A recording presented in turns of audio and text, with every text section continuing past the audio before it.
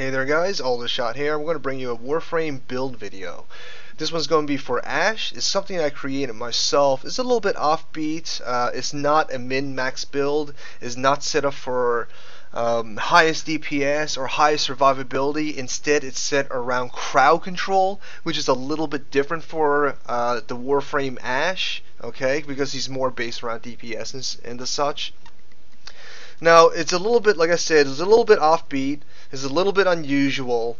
But if you're tired of the usual min-max build, then give this one a shot. Give this one a shot because it's a little bit more experimental. It's a little bit more unique. It's just for fun, really. Okay. The whole goal is to crowd control and keep mobs stun locked around you.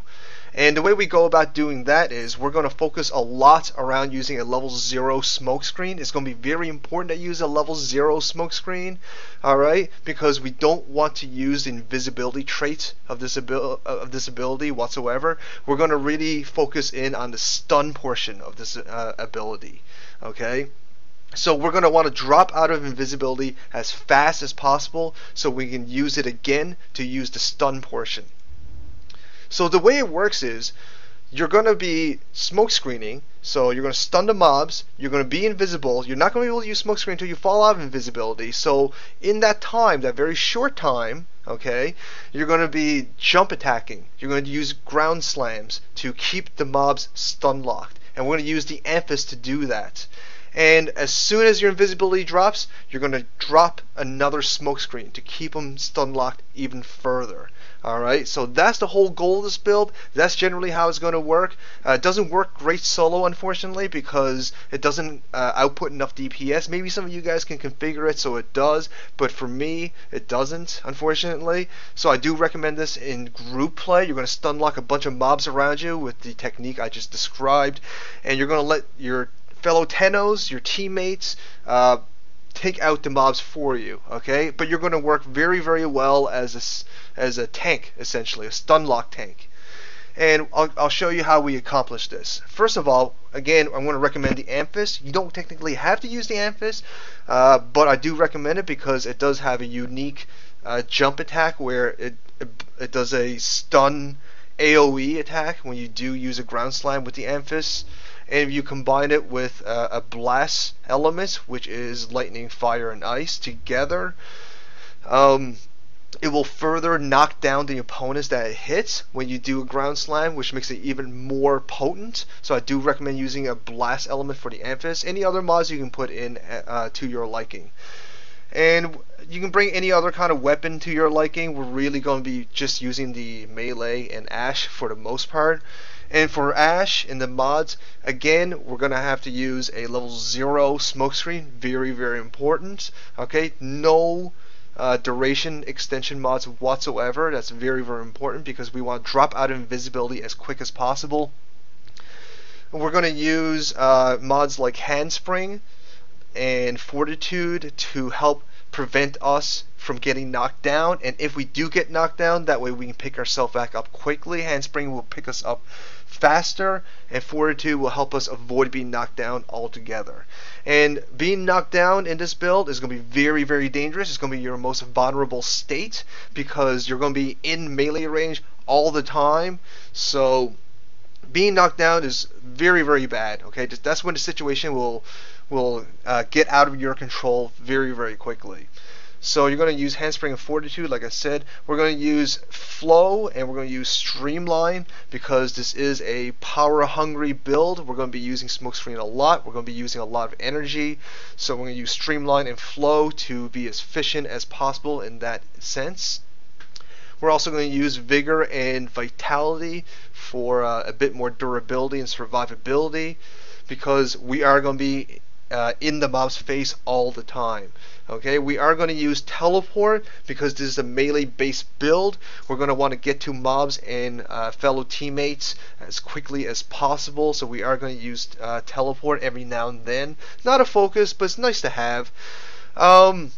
We're also going to use Equilibrium. I think this is kind of an important mod because, again, this is a very power-hungry build. So you're going to be sucking up a lot of energy orbs all the time, especially in multiplayer.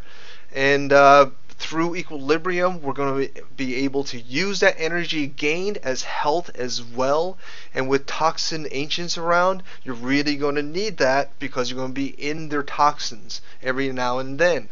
So you're going to need a way to reliably replenish your health. So there you go. That's the mods I used. Again, you're going to be smoke screening, and then you're going to be jump attacking, and then when you come out invisibility, you're going to smoke screen again. And a nice little bonus about the invisibility is that it does offer a little bit of protection when we are invisible, because then they'll ignore us for a brief second. And it will add bonus damage to our jump attacks when we are invisible. So you do get benefits even when you are invisible, even though you're waiting for it to drop so you can smoke screen again to further stun lock. Anyways, that's generally how the build is built. So I'll get right into some gameplay. Now we can't actually just do the usual solo first 5 round Zini test like we usually do because this is more team oriented. So I'm going to jump into a multiplayer game, probably just a pub game at some point, sometime after round 5, because I really want to show the full effect when there's a lot of mobs around. So I'll see you then. Alright guys, we're here now. We're going to do a little bit of a live demonstration. So what you're going to want to do is set yourself up in a nice choke point. So stay around right here. Start your stun lock maneuvers. Jump attack, throw down our smoke screen. Mobs are still stunned around you. And keep doing this, holding these guys in place, letting your teammates take care of them.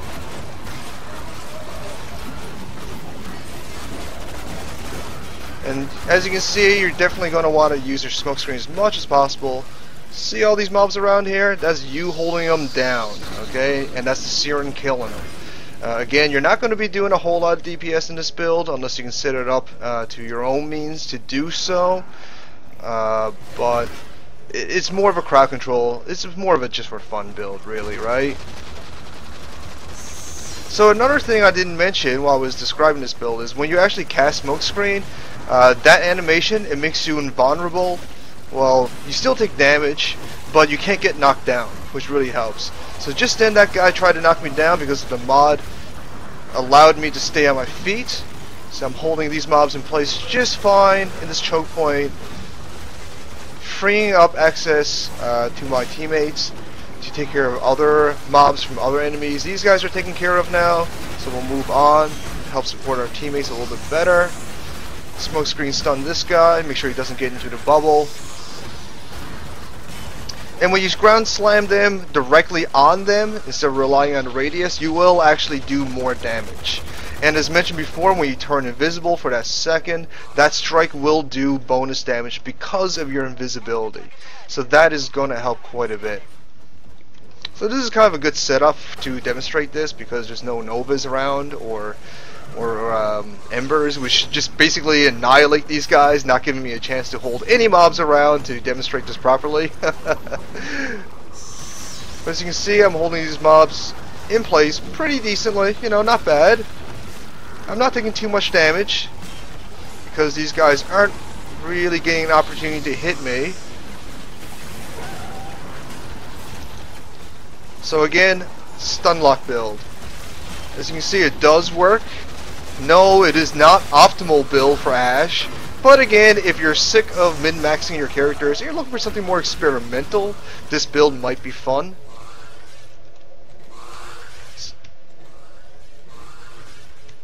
I'm sure you guys might get to the point of your Warframe career, if you're not there already, where you're looking for something more interesting to keep you going. Because, you know, grinding this game for so many hours can, you know, only last so long. You're definitely going to want to experiment after a while. So here's a bunch of mobs. Let's hold these guys in place. Help our Valkyrie out. Our Amphit's definitely doing our business. Just look at the radius on this thing. It's huge. All taken care of. Thank you, Siren. Moving on to the next choke point, which is right here. Oh my, the pod needs some help. Let's help out our pod.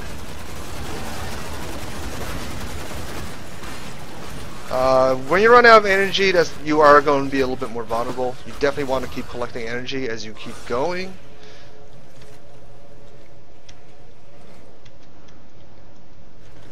.76 is a bit in the danger zone, so let's keep looking for energy orbs.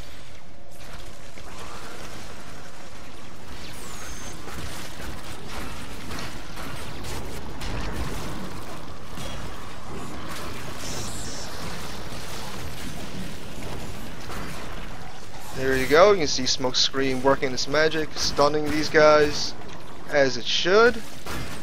Oh, floating fusion core, wonderful. Let's keep these guys from reaching the pod. Oh my, look at this! Look at this! Definitely going to need some teamwork here. Stunlock build's really going to be helpful here in cases like this. As you can see, the Stunlock is definitely going to help alleviate any kind of crowd control issues. Now when you do run out of energy because a disruptor sucked it out of you, which does happen sometimes, just keep jump slamming, you know, keep that Stunlock going. That's what you're built for, so keep doing it.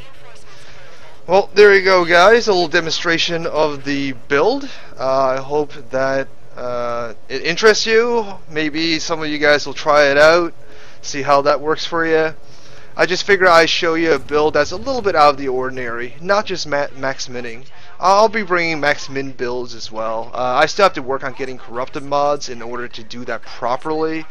So right now I'm just throwing a couple of, or not a couple, just this one gimmicky mod at you, just to entice some interest, I guess. So as you can see, you're not going to be doing the most damage in this build. However, you know, you served your purpose. You held the mobs in place so your team can take care of them in a much easier and organized manner. And that's what this build is all about. So there you go guys, enjoy. If you found this useful, if you found this helpful in any way, please send me some love, you know. Throw me a like, a comment, fave, share, all that stuff. But most importantly, please subscribe. Still very small channel, still very new to YouTube. I would love if you guys can help me grow, you know. Thanks a lot guys. I'll just shout out.